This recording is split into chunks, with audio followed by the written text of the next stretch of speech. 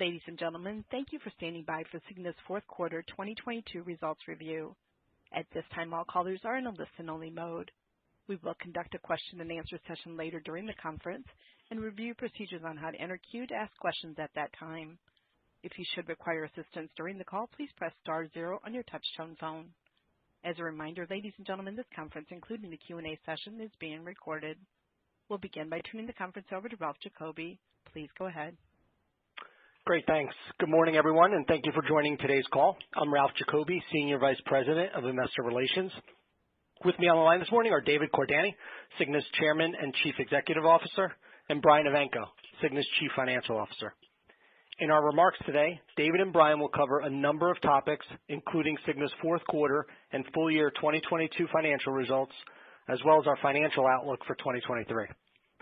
As noted in our earnings release, when describing our financial results, Cigna uses certain financial measures, adjusted income from operations and adjusted revenues, which are not determined in accordance with accounting principles generally accepted in the United States, otherwise known as GAAP. A reconciliation of these measures to the most directly comparable GAAP measures, shareholders' net income and total revenues, respectively, is contained in today's earnings release, which is posted in the Investor Relations section of Cigna.com.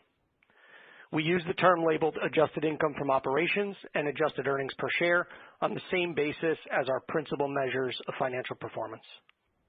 In our remarks today, we will be making some forward-looking statements, including statements regarding our outlook for 2023 and future performance.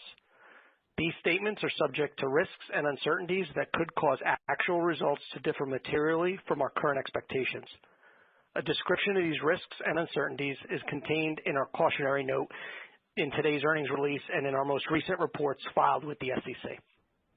Before turning the call over to David, I will cover a few items pertaining to our financial results and disclosures. Regarding our results, in the fourth quarter, we recorded after-tax special item charges of $17 million, or 6 cents per share, for integration and transaction-related costs. We also recorded an after-tax special item charge of $56 million, or 18 cents per share, for costs associated with the sale of businesses. As described in today's earnings release, special items are excluded from adjusted income from operations and adjusted revenues in our discussion of financial results.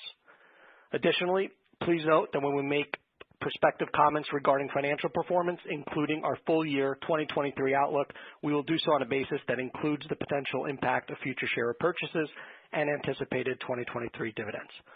With that, I'll turn the call over to David. Thank you, Ralph. Good morning, everyone, and thanks for joining today's call. 2022 was a pivotal year of performance and growth for our company. Evernorth further expanded its health service reach and impact, and Cigna Healthcare demonstrated tremendous resilience in the dynamic market. Together, the breadth and complementary nature of our portfolio enabled us to exceed our revenue and earnings outlook and return meaningful capital to our shareholders. This provides us with momentum as we begin 2023, and we expect another year of customer and earnings growth as we innovate and expand our broad portfolio of services and capabilities.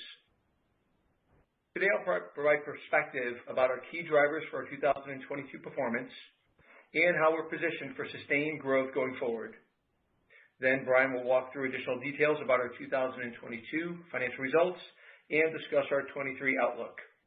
Then we'll take your questions. So let's jump in. As I reflect on our performance for 2022, I'm proud of what our company and Cigna team delivered overall.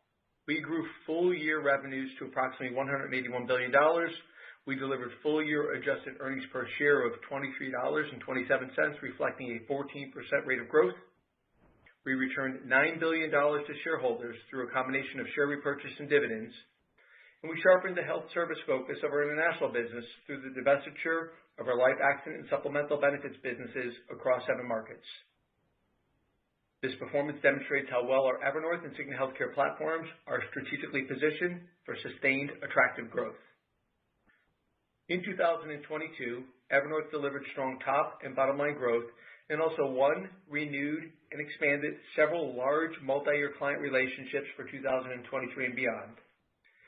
The depth of Evernorth's capabilities and expertise is highly valued by our clients and partners and enables us to deepen existing relationships across our entire portfolio of businesses. Cigna Healthcare, our health benefits platform, also had a strong year, delivering customer growth along with differentiated medical cost performance for the benefit of our customers and clients. Our U.S. commercial business had a standout performance, achieving outsized customer growth while maintaining pricing discipline and driving margin improvement. This reflects our ability of our Cigna commercial team to work consultatively to help employers of all sizes manage affordability, all while we support healthy, highly engaged employees for the benefit of their businesses. Overall, we're pleased with the strength of our 2022 performance across our enterprise.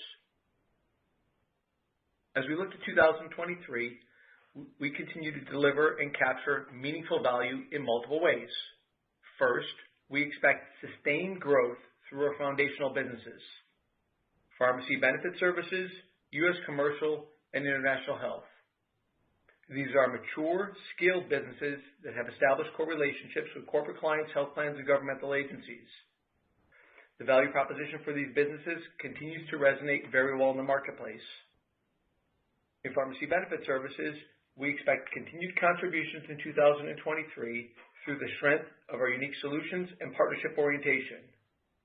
With a strong selling season across our employer, health plan, and governmental agency portfolio, we will continue delivering greater affordability to more customers and patients. Additionally, we are investing meaningfully to put in place the teams and resources to make prescriptions more accessible and affordable for approximately 20 million Centene customers starting in 2024. In the U.S. commercial business, we also had a strong 2023 selling season across all our market segments and across all funding types: self-funded, risk, and shared return arrangements. As a result, we anticipate driving another year of earnings, customer, and revenue growth. And in international health, we expect continued revenue and earnings contributions through our leadership in meeting the health and well-being needs in attractive growth markets and for the globally mobile. Second, we expect outsized growth from our accelerated businesses: Accredo Specialty Pharmacy, Evernorth Care Services, and U.S. Government. These businesses have differentiated capabilities and platforms addressing accelerated secular growth trends. With Accredo, we are able to lower costs for patients and plans while preserving choice and flexibility for those who could benefit from new drugs. This includes our work to increase the availability of biosimilars. We've seen a handful of these lower-cost alternatives for biologic drugs launch in the past few years and understand the exceptional value they deliver for the benefit of clients and customers.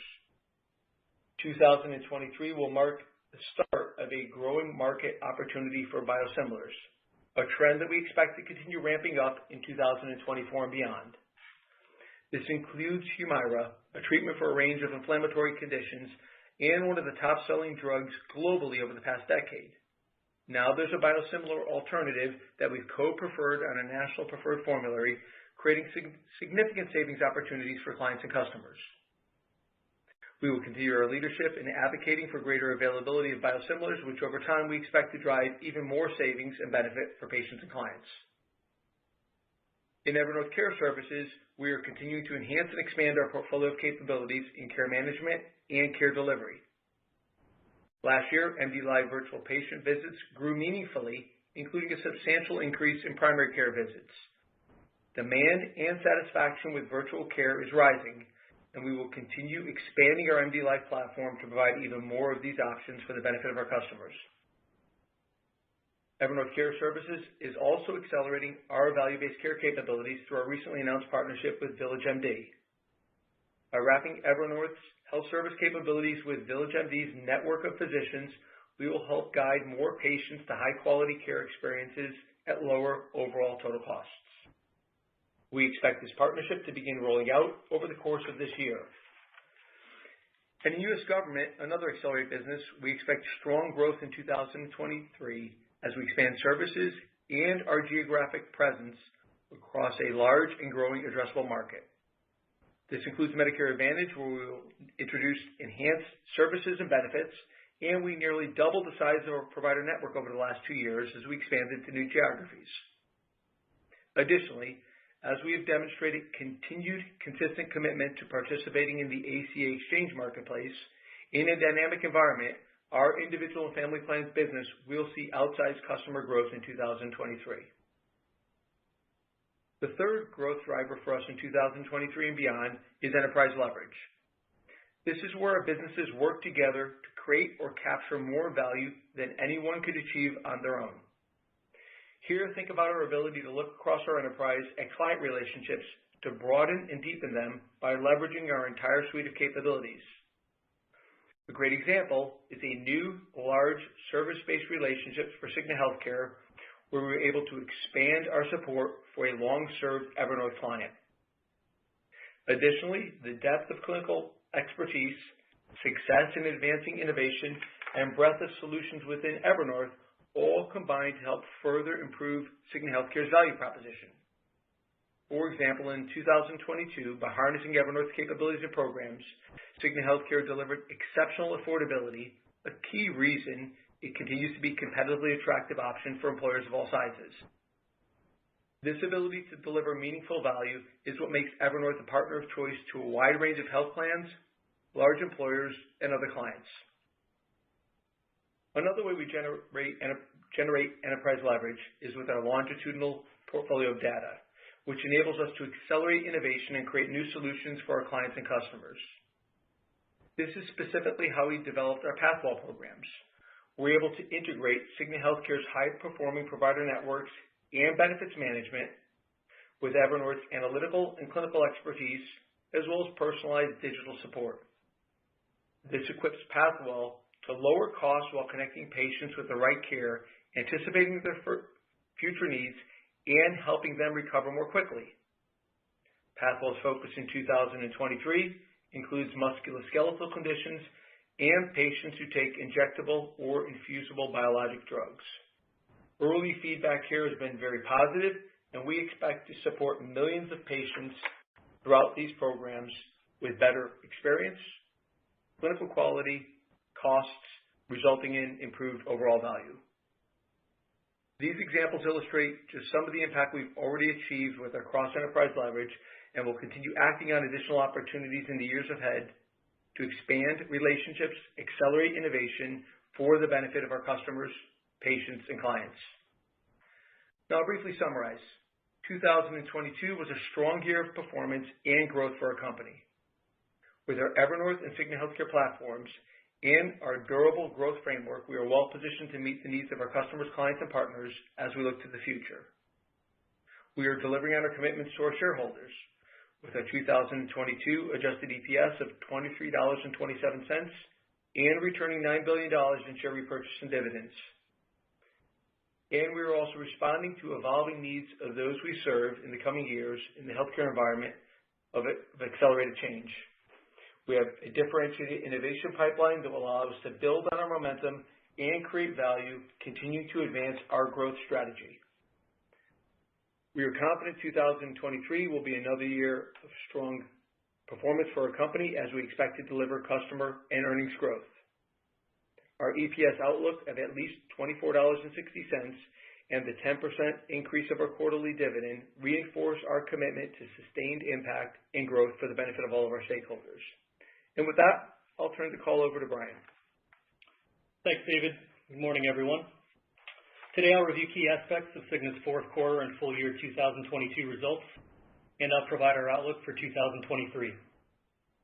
We're very pleased with our strong performance in 2022, reflecting focused execution and growth across both Evernorth and Cigna Healthcare, with each segment achieving pre-tax adjusted earnings growth in line or above our long-term targets.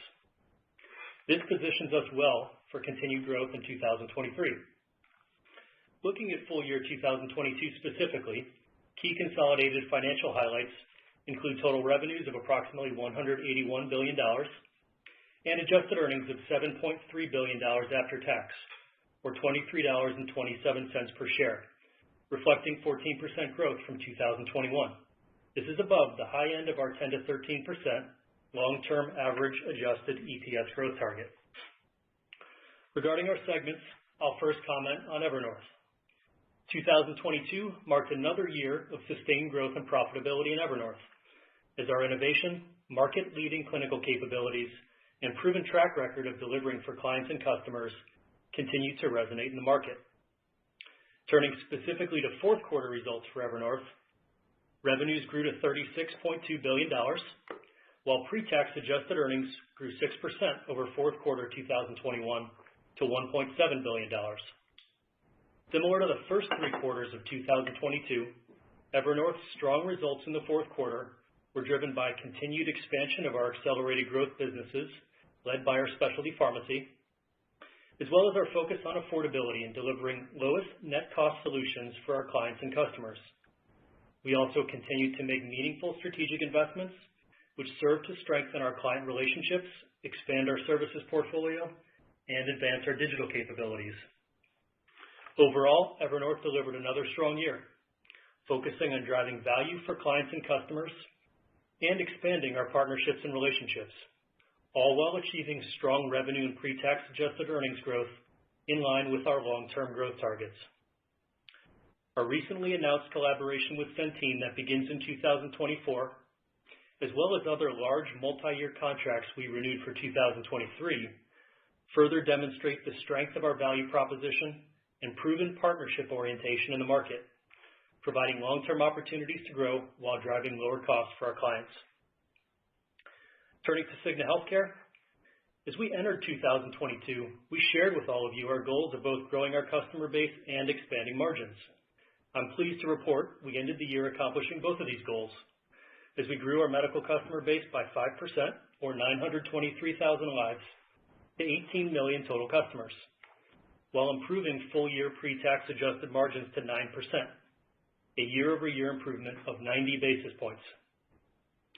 Fourth quarter 2022 performance contributed to full-year results with adjusted revenues of $11.1 billion, pre-tax adjusted earnings of $500 million, and a medical care ratio of 84%. Despite an elevated flu and RSV season, our medical care ratio was slightly better than our expectations, particularly within our stop-loss products. Our medical care ratio for full year 2022 of 81.7% improved 230 basis points compared to the prior year. Both full year and fourth quarter results benefited from pricing discipline and affordability initiatives, including our clinical programs. Overall, Cigna Healthcare delivered for our customers, clients, and partners, all while driving a strong year of customer growth and margin expansion, with full-year pre-tax adjusted earnings growth of 13%, which is above the high end of our long-term target range of 8 to 10%.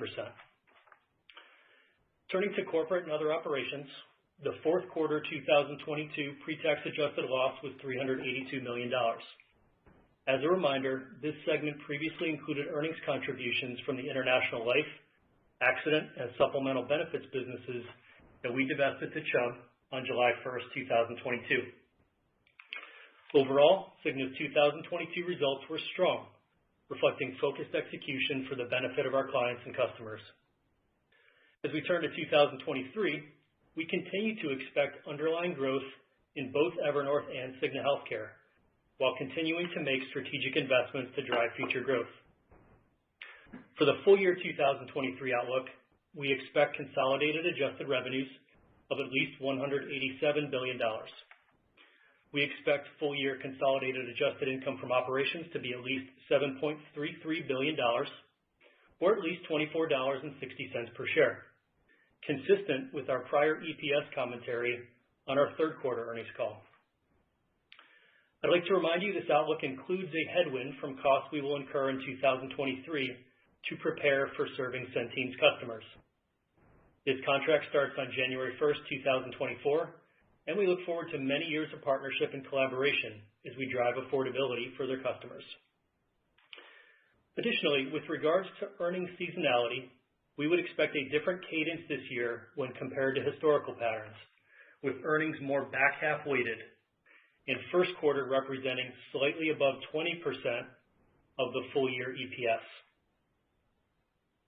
For full year 2023, we project an adjusted SG&A expense ratio of approximately 7.3%, and we expect a consolidated adjusted tax rate in the range of 21% to 21.5%.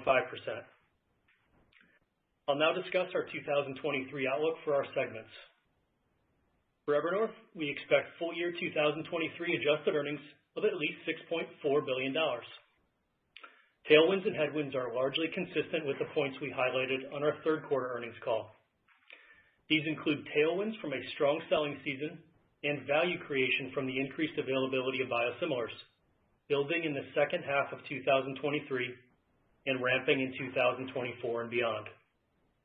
These are partly offset by headwinds from additional costs to support future growth, including implementation costs associated with onboarding Centene prior to receiving revenue, strategic investments in our accelerated growth businesses, and the expansion of our relationships with the Department of Defense and Prime Therapeutics.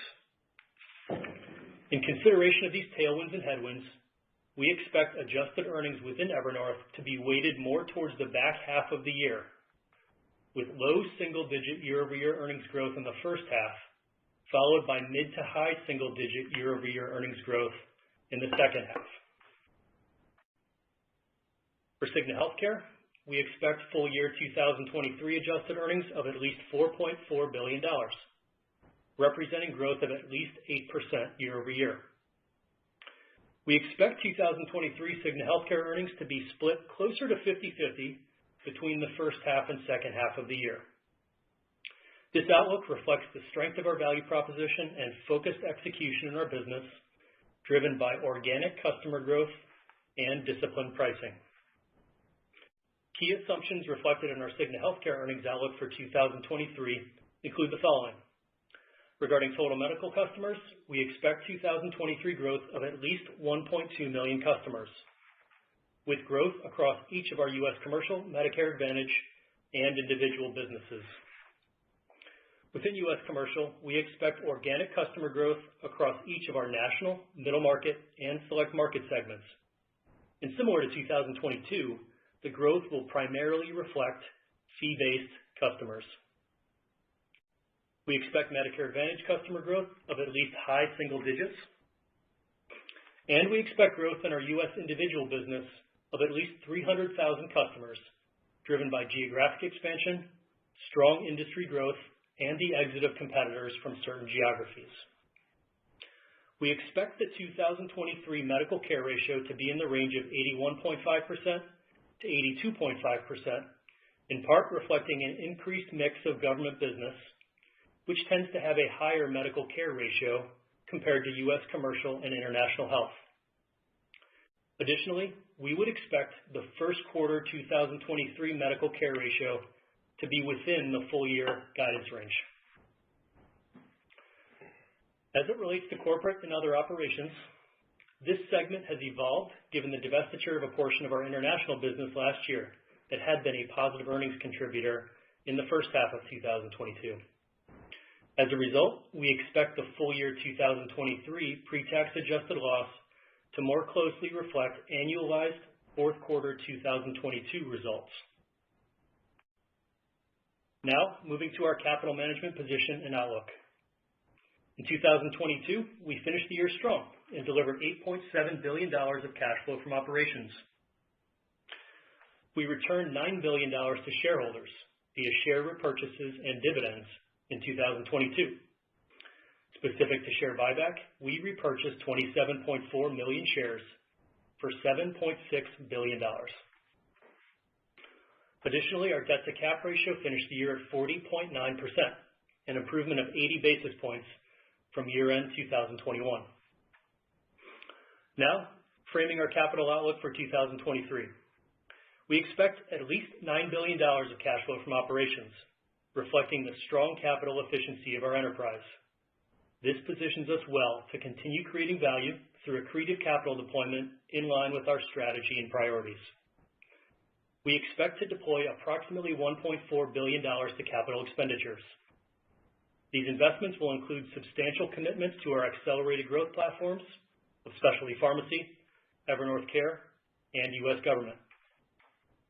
We expect to deploy approximately $1.45 billion to shareholder dividends, reflecting our increased quarterly dividend of $1.23 per share, up 10% from 2022 on a per-share basis. Year-to-date, as of February 2nd, 2023, we have repurchased 1.6 million shares for $510 million. And our guidance assumes full year 2023 weighted average shares to be in the range of 296 million to 300 million shares. Our balance sheet and cash flow outlook remains strong, benefiting from our asset-light framework that drives strategic flexibility, strong margins, and attractive returns on capital. And now to recap. Our full year 2022 consolidated results reflect strong contributions and execution from both Evernorth and Cigna Healthcare. Our 2023 outlook reflects continued momentum across our segments as we invest to support long-term attractive growth. We are confident in our ability to deliver our 2023 full-year adjusted earnings of at least $24.60 per share, and we continue to expect to deliver 2024 adjusted EPS of at least $28, consistent with our prior EPS commentary. With that, we'll turn it over to the operator for the Q&A portion of the call. Ladies and gentlemen, at this time, if you do have a question, please press star one on your touch-tone phone. If someone asks your question ahead of you, you can remove yourself from the queue by pressing star two. Also, if you're using a speakerphone, please pick up your handset before pressing the buttons. One moment, please, for the first question. Our first question comes from Mr. A.J. Rice with Credit Suisse. You may ask your question. Hi, everyone. Thanks a lot. I might ask a little bit more about where you're at in the rollout of the Village MD value-based contracting arrangements. I know when the deal was signed, contracts had to be signed in the various markets with the Village MD folks. Have you largely been able to do that? Maybe give us anything you can about how you see that business ramping up in terms of contribution to Evernorth's revenue and operating income over time. I assume it will be not particularly material this year, but as you look out over the next few years. Good morning, AJ. It's David.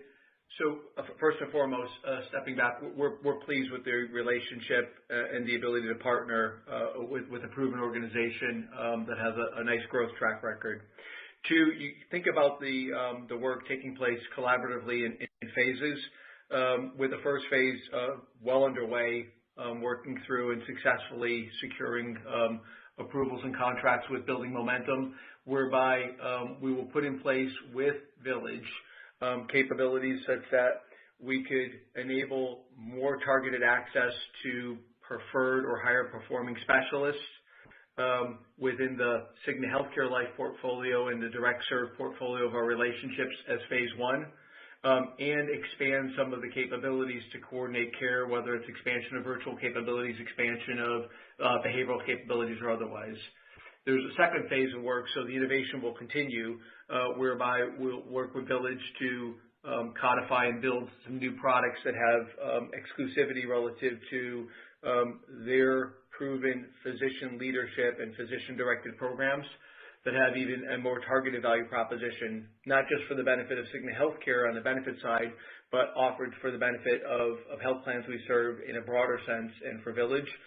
One of the wonderful parts of the way the relationship is built, through leveraging the Evernorth capabilities, we'll be building a lot of the shared savings together with Village, and as such, be able to benefit from those shared savings through our Evernorth program. So to recap, good momentum already, good collaboration already, good progress already. You're right, we don't mark it as a significant revenue or earnings driver in 2023 for us, but we will see progress in 2023, especially through the second half of the year, and a building contributor in 2024, and we'll look forward to providing you more of an update as we look to 2024. Okay, thanks a lot. Thank you, Mr. Rice. Our next question comes from Mr. Gary Taylor with Cowen. Your line is open. You may ask your question. Hi. Hi, excuse me. Good morning.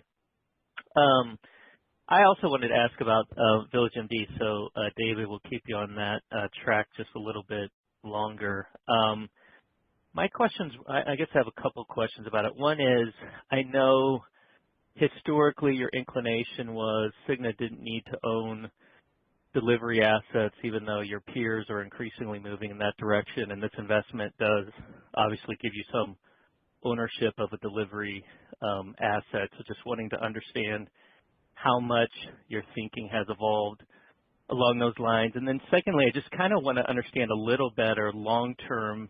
Village obviously has this, large growth national expansion plan. How do you, but payer agnostic? So does it really just become a important partner and a part of a preferred primary care network, or how do we think about the next several years, like what that relationship means to both the Cigna Healthcare and to Evernorth? Sure, Gary. A lot in there. Let me try to address the points, all important points, and I appreciate your question. First and foremost, to be clear, our strategy remains consistent.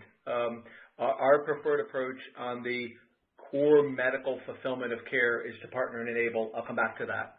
As we've discussed before, there are parts of the healthcare delivery or service fulfillment equation that we seek to own, and we're very clear relative to that. Examples include virtual, behavioral, specialty, pharmaceutical fulfillment, and select aspects of home care. We deem them to be unique, highly differentiated, and an ability to leverage over multiple geographies in an efficient way.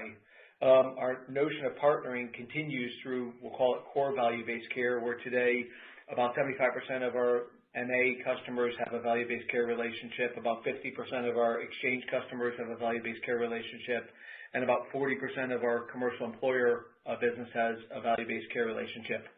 Now, to the Village relationship. First and foremost, it's also a clear depiction, as we discussed at our Investor Day, that we see the healthcare delivery system community as an addressable market for us. We see it as an addressable market to bring additional services, to help to extend their reach, their care coordination, curation of high-performing specialty networks, and overall continuity of care, including digital aspects of the care equation. So the Village relationship we see as an extension of partnering. We see that payer-agnostic orientation that you articulated as a positive because Evernorth serves a broad portfolio of clients, including most of the large health plans in America today in some way, shape, or form. And we see the ability to grow collectively and collaboratively with Village as a positive, but through a partnering set of relationships. So to reiterate, there are aspects we will seek to own. We will continue to use our current process of incentive alignment and care coordination to extend our core value-based care offerings. And now with Evernorth, we will seek to deepen those services with select provider partners for the benefit of the totality of their panel, not just for the Cigna Healthcare lives that go through. However, there may be some unique programs that are designed from a Cigna Healthcare standpoint. So we see this as a great win-win and an additional growth opportunity for Evernorth. Gary, hope that helps. Thank you. Thank you, Mr. Taylor. Our next question comes from Ms. Erin Wright with Morgan Stanley. You may ask your question. Great, thanks. You mentioned some of the headwinds and tailwinds for Evernorth into 2023, and obviously there's the Centene implementation cost, but you also mentioned some other strategic investments, and can you quantify those, or what is that exactly? And in the back end weighting across the segment, is that largely attributable to those associated costs, or is that a little bit of the Humira benefit as the interchangeable comes available mid-year? Thanks. Morning, Erin. It's Brian. So as it relates to the headwinds and tailwinds, you're right to call out the strategic investments. So we continue to invest an outsized amount of money in areas such as our Evernorth Care Services platform to enable things like VillageMD that David just discussed, alongside our specialty pharmacy business, which continues to grow at very attractive rates. And so that's all been factored in alongside the Centene-related implementation costs. But importantly, we have tailwinds that allow us to introduce our guide today with at least 4.5% income growth for the Evernorth segment, inclusive of those pressure points on the spending side. As it relates to the cadence of Evernorth earnings, you should think of the back half weighting that I referenced is primarily driven by the biosimilar ramp effect that I described, but not entirely. There's also some effect of the cadence of operating expense spending over the course of the year that also impacts the timing. But the biosimilar contributions we do expect to be more back half weighted, which is a key driver of the difference in the cadence.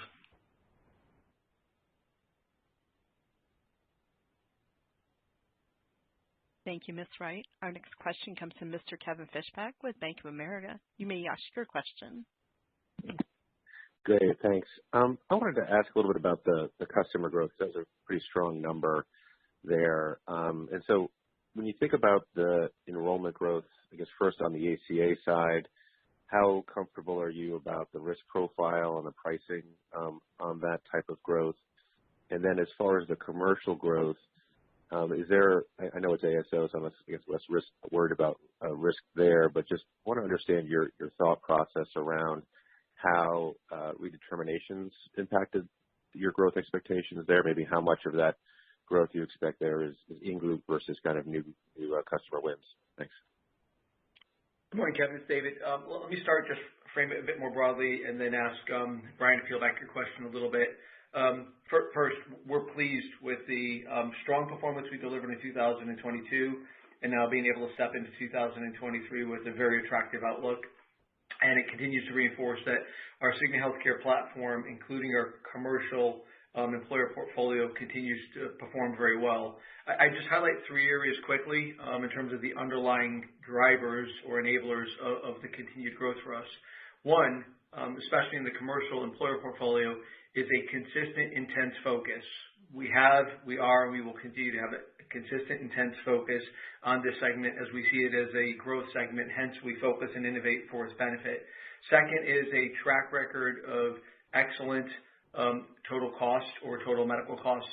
That is resulting from very good work from our network management team, our clinical programs and the returns they deliver, and our growing suite of site of care optimization programs that all contribute to good clinical quality, good service, and overall affordability. And then finally, what we've talked about before, but maybe it's sometimes forgotten, our orientation around consultation and putting solutions in place. So whether it's an employer of 100 or an employer of 10,000, we take an orientation of consultatively working to put the right solution suite in place for them. I'm going to have Brian peel back the drivers of our outlook. I'll put one asterisk on it. We have not factored in an uptick relative to redeterminations as a contributor in our outlook for the year. We recognize that redeterminations present an opportunity for us, not a risk for us, because we don't have that business to protect currently. But given it's still uncertain in terms of the rate and pace of state activity to adjudicate their redeterminations, we don't have that factored into this very attractive outlook. Of course, we'll present updates to you as the year unfolds, as states go through the redetermination process. I'll ask Brian to unpack the drivers of our membership growth a little further. Sure, David. Good morning, Kevin. So maybe just a little bit more detail here in terms of how to think about the 1.2 million plus net customer growth, and then I'll hit your question on the ACA exchange profitability as well. So first off, I'd be remiss if I didn't say we're really pleased with another year of strong growth that we expect here in 2023, following growing almost 1 million net customers or 5% in 2022. And as we've mentioned earlier, we expect net growth in 2023 across all of our major U.S. business segments, with the individual exchange business expecting at least 300,000 net customer growth. Our MA net growth has started strong. We expect at least a high single-digit percentage growth rate for 2023, in line or better than industry growth rates. And we expect at least 250,000 net new customers generated by core growth across our U.S. commercial portfolio. So you take those three components together, they represent about half of our expected full-year net growth of 1.2 million plus customers. And then the balance of the 2023 customer growth, you can think of as the net effect of some moving pieces, including the larger client relationship expansion that David mentioned in his prepared remarks. And we have good line of sight into this 1.2 million plus. To David's point, we are not banking on any meaningful amount of volume from Medicaid redeterminations. As it relates to the morbidity and or risk pool of the IFP business or individual business that we're adding, our 2023 customer growth outlook reflects a combination of a few things, being industry growth, our own new market entry, as well as competitors exiting certain geographies that we participate in. And as you think about where our margin profile stands, in 2022, the margins on this book are below our long-term goal. Our long-term goal, just to remind you, is 4 to 6%. We took a step forward in 22 from where we were in 21, given that 21 was a depressed margin year, but we're still below our long-term goal. And for purposes of 23, we continue to expect the margins on this book will run below our 4 to 6% long-term goal, and our Cigna Healthcare income and MCR guidance reflects this. Just given the substantial amount of new customers we've added, we thought it was prudent to assume margins will be below our long-term target for this calendar year. But this is a book of business that does represent a source of future embedded earnings power that will help to contribute toward the long-term growth in the Cigna Healthcare segment income. Thank you, Mr. Fishback. Our next question comes from Mr. Scott Fidel with Stephens. You may ask your question. Hi, thanks. Good morning. I guess you guys get the first crack to comment on the preliminary 2024 MA rates, and just interested in your initial observations on those. Obviously, we still have the final rates ahead, and whether that influences your thoughts on your 10 to 15% long-term Medicare Advantage enrollment growth target at all. Thanks. Good morning, Scott. Clearly, the initial or preliminary rate letter came out. But before I comment on that, just stepping back for a moment, it's clear that Medicare Advantage has represented and continues to represent a significant both market opportunity as well as a growth opportunity for the U.S. today, serving about 30 million seniors, continued growth, and seniors reinforce the value, the clinical quality, and the service quality they receive by continuing to renew and or expand relationships in MA. The initial rate letter that came out does have lower or somewhat anemic revenue. We'll await the final rate letter that comes forward relative to that. Having said that, I think it's a little bit early to presuppose what 2024 growth outlook may look like because you compete on a relative basis. Having said that, this will create, if it stays in the range of what the rate letter looks like, it'll create some revenue dislocation. So the sophistication of benefit management that's going to be necessary market by market, the leverage of value-based care relationships, of which, as I noted earlier, about 75% of our MA lives are in a value-based care relationship, will all come into play. I reinforce the fact that the 10 to 15% is our objective to have 10 to 15% customer growth over time on average. We're stepping into this year with a very good customer growth outlook already that we feel good about. And as a final note, I would remind you that while an attractive long-term growth opportunity for us today, this represents, or MA represents, less than 5% of the enterprise portfolio. So any dislocation in 2024 we deem to be manageable with the strong performing portfolio that we have in front of us. Thank you, Mr. Fidel. Our next question comes from Mr. Justin Lake with Wolfe Research. You may ask your question. Thanks. Good morning. Just want to follow up first on the membership guide. Just any color on the pacing of that membership, how much comes in Q1 versus the rest of the year, and then healthcare margins certainly did a lot better there in 2022. Just wondering what ballpark you're expecting to be in 2023 there relative to your long-term guidance. Thanks. Good morning, Justin. A little color relative to pacing, and then I'll ask Brian to talk about more to your second question. As Brian noted, we have good visibility into the membership volume. And when you think about the outside of the individual exchange business, while we've seen growth across all of our funding types, still the lion's share of it is ASO, including the service-based relationship with a large customer. So in essence, a meaningful portion of that volume will be realized in the first quarter of 2023, and then there'll be puts and takes throughout the course of the year that we'll look forward to providing you updates on. Now, individual lines of business will move throughout the course of the year, but by and large, if you think about our expectation is that we'll have good performance relative to that on the first quarter of the year, and then some puts and takes throughout the course of the year with some additional growth and maybe some additional disenrollment, as we factored in some impact in our outlook for a bit of an uptick in disenrollment as we look at the current fragility of the U.S. economy. So good visibility for Q1. I'll ask Brian to talk a bit more around the margin. Morning, Justin. So as it relates to the Cigna Healthcare margin profile, we're first off really pleased to have finished 2022 with a 9% Cigna Healthcare margin, which is 90 basis points of year-over-year expansion, which allowed us to return to the low end of our target margin range of 9 to 10%. So this stronger than expected 2022 performance certainly increases our confidence in executing against our 23 margin goals.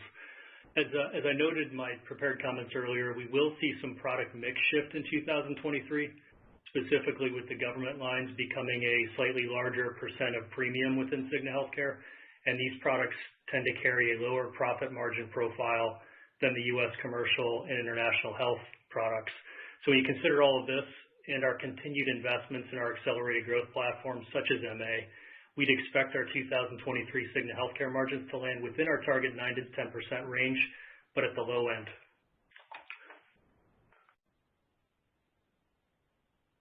Thank you, Mr. Lake. Our next question comes from Ms. Lisa Gill with J.P. Morgan. You may ask your question. Thanks very much, and good morning. I just wanted to come back to the PBM. David, you made a comment that Humira would be on the formulary and parity with the biosimilar. Just curious, as we think about AbbVie potentially increasing the rebates around that product, is it better for the PBM if it shifts to the biosimilar, or are contracts now set up in a way that you're going to share in the overall cost savings where it doesn't really matter? And then secondly, when we think about plan design, anything of note when we think about, pharmacy benefits for 2023? Lisa, good morning. So to your first question, the co-preferred position that we have taken on our national preferred formulary is a mechanism to aid the transition, preserve and expand choice with aligned economics back to our clients and for the benefit of our customers and patients. I'd also note that that's our national preferred formulary, which is our largest single formulary. We support and administer multiple formularies that are customized for individual clients from that standpoint and avail choice. I'd also suggest that this will be fluid. It'll flex over time. Third, as we've demonstrated within our PBM and our broad pharmacy portfolio of services, we have the tools to align the incentives whereby when we enable choice and create value, meaningful portions of that value are passed back to clients, customers, and patients, and a sustainable portion of that value is retained by us. And the current position that we've taken aligns in that way. So it's not we have to have rates on an evolved brand drug versus the biosimilar. We have the mechanisms to afford additional choice, additional flexibility, and to align the incentives. As it relates to the second part of your question, I would just give you by way of trend as opposed to an individual benefit design configuration or change. Buyers in the space, be they corporate buyers, health plan buyers, et cetera, are seeking to push for more what we talk about internally all the time, coordination of services and continuing to challenge point solutions. That plays very well for us. So when you think about an illustration of that, the Pathwell program around biosimilars, the Pathwell programs around biologics, the Pathwell programs around injectables is a way to further coordinate services with precision for a subset of patients and deliver more value from that standpoint. You have to harness data. You have to harness clinical capabilities. You have to harness digital capabilities. You have to harness network and benefit management capabilities. And again, the combined organization is well positioned for that. So I would say more precision in benefit programs on a go-forward basis that bring more targeted coordination, harnessing data, and harnessing specific subsegments. And again, we are well positioned for that, and Pathwell is an illustration of that direction. Great. Thank you. Thank you, Ms. Gill. Our next question comes from Mr. Josh Raskin with Nephron Research. You may ask your question. Thanks. Good morning. I want to go back to Village and the partnership there, and I'm just trying to think about how Village and Cigna Healthcare work together, and sort of how you have impact on their strategy, and are there targeted growth strategies in markets that may be stronger in, say, your MA book? And then, David, I think you said 75% of the Medicare Advantage business is in some sort of value-based care. How much of that is actually full risk or full capitation relationships? Josh, good morning. Good to chat with you this morning. So let me take your second question first. In aggregate, a small proportion is in full cap. As we've discussed before, our preferred approach typically has a shared risk relationship. Some of it is in global cap for sure, but a minority of it is in global cap. A majority of it is in a shared risk longstanding shared risk program, and then another minority would be an upside-only P for P in terms of new relationship pay for performance. So if you think about it in terms of a suite of capabilities, our sweet spot and our preferred approach is a shared alignment program, not a global cap program, but we have some global cap. To the first part of your question, you came back to the Village and CHE side of the equation. So I'd ask you to think about, first and foremost, the relationship with Village that was built out and expanded is an Evernorth relationship. That's not to take away from CHE. I'll come to the core of your question in a moment.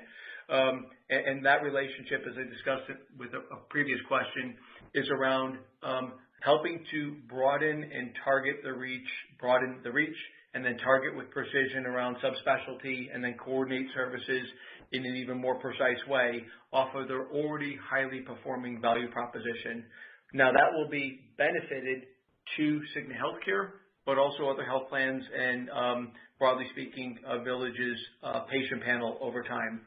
Now, specific to Cigna Healthcare, this relationship presents the opportunity to design certain benefit alternatives or unique product alternatives in collaboration with Village because of our closer relationship.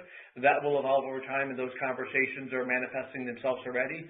And the positive there is that that's building off of an already positive relationship. So back to the main course here is an Evernorth relationship and further evolving their already strong performance in terms of reach, precision for the breadth of their panel. Cigna Healthcare will benefit from that. It presents the opportunity in targeted geographies to bring specific benefit alternatives forward for the benefit of Cigna Healthcare, and all that is on the docket relative to co-collaboration right now. That's why we're so excited about the partnership with Village. Perfect. Thanks. Thank you, Mr. Raskin. Our next question comes from Mr. Stephen Baxter with Wells Fargo. You may ask your question. Hi, thanks. This is Nick on for Steve. Wanted to ask about the in-group trends you're seeing in commercial, given the number of different data points we're getting on the labor market. I know the last time you guys spoke about it, you said that while you were starting to feel some of the headlines manifest, employers were generally still in net hiring mode. I wanted to see if that was still the case and if there was anything to call out between select, middle market, and national. Thanks. Good morning, Nick. It's David. I'll just give you a little directional indicator here. So throughout 2022, broadly speaking, we saw the kind of net effect of hiring still be the lead dimension in terms of playing through. Although, as we've talked quarter to quarter throughout the course of 2022, we recognize there was a softening in the economy. As we get through the latter part of the year and the end of the year, that pretty much muted down and approximates canceling itself off. So the net hiring versus the net disenrollment moved to a slight negative. As I mentioned in a prior comment, our projection for 2023 assumes a further uptick or further softening of disenrollment as we look at the economy. We don't, within our book, as we go case by case and relationship by relationship, we don't see large dislocations, but we think it's prudent to plan for some further softening throughout the course of the year, and that's fully factored in to our projection. I wouldn't call out, one individual subsegment. The national press would say that small employers are continuing to hire, in terms of fight to get to full levels of employment. So we can see some indicators relative to that. But broadly speaking, I would suggest you think about, we believe we've taken a prudent outlook in our full year membership outlook by further dampening the disenrollment throughout the course of the year, and we think that's an appropriate approach.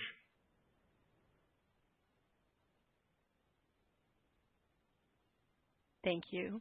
Our next question comes from Mr. Steven Valiquette with Barclays. You may ask your question. Great, thanks. Good morning. So just back on Evernorth again, within that context of the earnings growth being more back half weighted and faster growth in the back half, just if you can remind us again how you're thinking about the cadence of recognition of the Centene PBM onboarding costs between the first half versus the second half. I'm wondering if that's still kind of fluid for you guys as how that might flow during the year, or is that kind of set in stone as far as the weighting of that expense in the first half versus the second half? Thanks. Morning, Steve. It's Brian. So as it relates to the Centene-related implementation costs in 2023, we do expect there to be a uptick over the course of the year in that spending. So you can think of it as growing from the first quarter through the fourth quarter modestly. So as you think about the total spend. So we've incurred a small fraction of the total we expect to spend over the course of the full year. But importantly, which if you think about that mathematically, it goes against the concept of back half income weighting. The magnitude of that is far outweighed by the other factors that I referenced earlier in terms of the contribution from biosimilars ramping in the back half, as well as the other SG&A patterns that'll emerge over the course of the year. But you should think of the Centene-related costs as growing over the course of the year and a small fraction of that already spent. Got it. Okay, thanks. Thank you, Mr. Valquette. Our next question comes from Mr. Nathan Rich with Goldman Sachs. You may ask your question. Great. Good morning. Thanks for taking the questions. I wanted to follow up on the biosimilar ramp and how you're approaching formulary changes this year and going forward. I guess specifically to the negotiations with manufacturers, is that something that we should think about happening, once per year on an annual basis, or does the entry of additional biosimilars give you the opportunity to go back to all manufacturers and negotiate additional savings? And then could you also talk about how you and your clients are thinking about the extent you want to drive patients to the lowest cost product versus kind of maintaining choice and kind of access to different therapies? Thank you. Good morning, Nate. It's David. You should think about, broadly speaking, the formula decisions are made in the latter part of a calendar year, so deep into Q4 of a given year for the next year. With the best insights.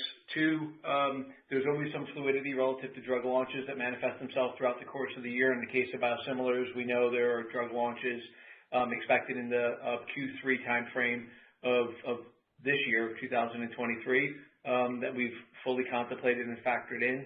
And we have the ability to flex formularies in the course of the year with individual clients, individual health plans, et cetera, obviously on a consultative fashion. So view that decisions are largely made in advance of the year. However, you have the flexibility to go back and make adjustments.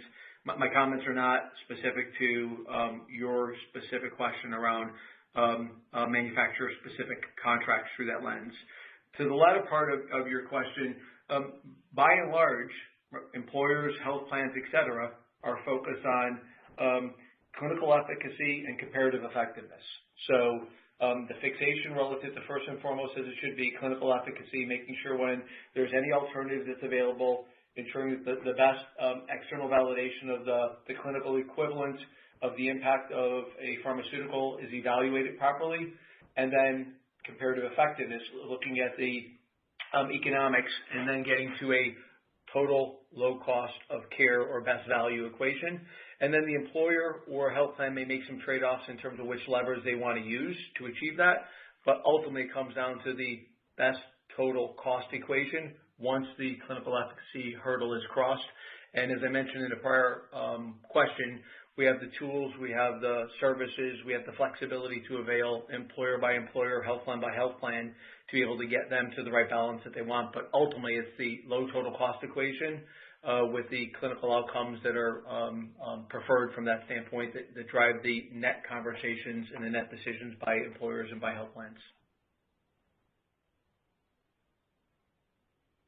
Thank you, Mr. Rich. Our next question comes from Mr. Lance Wilkes with Bernstein. You may ask your question. Yeah, good morning. Just wanted to follow up, David, on the comments you made on the VillageMD relationship, which were really helpful to kind of frame that.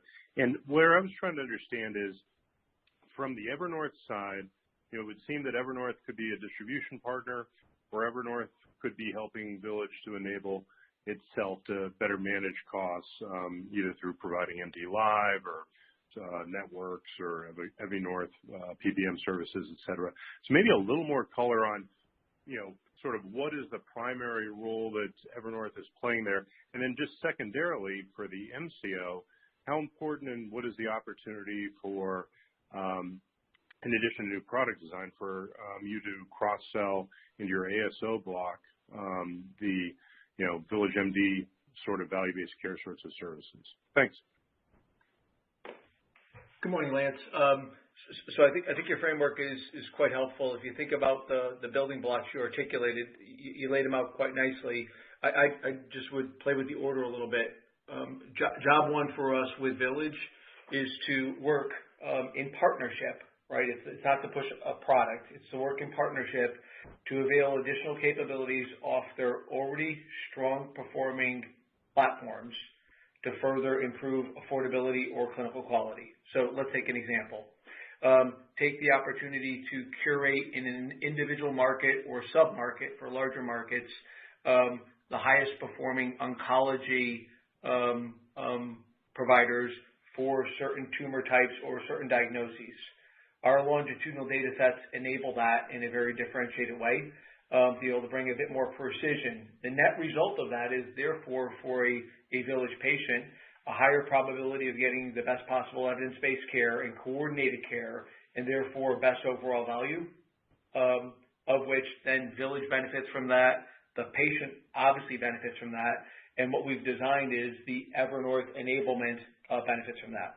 Point two is you went to distribution. We can bring more access and volume flow through the high-performing opportunities that exist here.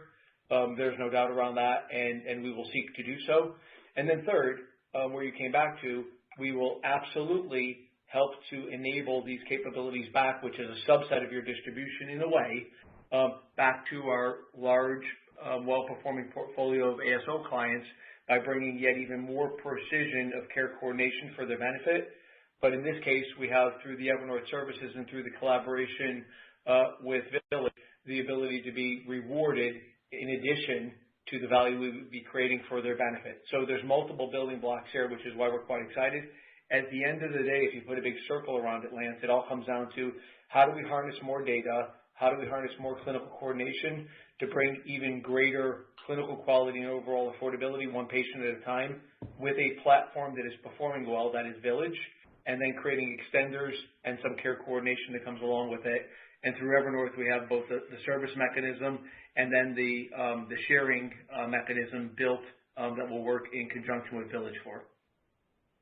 Great, thanks. Thank you, Mr. Wilkes. Our last question comes from Dave Windley with Jefferies. You may ask your question. Hi, thanks for sneaking me in. Scott asked the rates question. It's been a couple more days since the RADV rule. I thought I'd ask you, David, to provide your thoughts on RADV and navigating through that in addition to a tighter rate environment for next year. Sure. Good morning, Dave. So relative to RADV and the new information that came out, first and foremost, we deem that risk adjusters are and remain an important tool for the program. And as I noted before, a program that has worked obviously for quite some time for the benefit of seniors and delivering excellent clinical quality, value, and service. Additionally, from a Cigna perspective, we remain committed to executing, obviously, this program in a highly compliant fashion. Now, specific to the RADV actions, we're pleased that CMS concluded that they're not going to extrapolate their actions prior to 2018. We're concerned and we continue to question a couple of decisions. For example, the elimination of the fee-for-service adjuster that we've deemed to be foundational to the program. And we await specifics relative to the methodology that is going to be used in some aspects of the extrapolation and work. As we have in the past and as we always will, we will work closely with CMS to seek to get further clarity relative to the open items that are here. So a bit of a fluid environment, but we see progress relative to the lack of extrapolation beyond 2018, and we see some open questions for the industry at large that still remain, and we will collaborate with CMS to get more visibility on that over the near term. Great, thank you. Thank you, Mr. Windley. I will now turn the call back to David Cordani for closing remarks. Thank you. Just to briefly recap, 2022 was a strong year of performance, growth, and positive impact that our company brought forward. With Evernorth and Cigna Healthcare, we demonstrated that we are serving the current needs of our customers, clients, and partners, and we expect to deliver another year of customer and earnings growth in 2023. I want to recognize and, more importantly, thank my more than 70,000 coworkers around the world. It's ultimately their continued dedication and leadership that allows us to make a defining difference in healthcare, and their demonstrated commitment to building on the momentum we've delivered to have a larger impact as we look to the future, as we strive to improve the health and vitality that of those we're privileged to serve. With that, we thank you for joining our call today, and we look forward to our continued conversations as we go forward. Have a good day. Ladies and gentlemen, this concludes Cigna's fourth quarter 2022 results review. Cigna Investor Relations will be available to respond to additional questions shortly. A recording of this conference will be available for 10 business days following this call.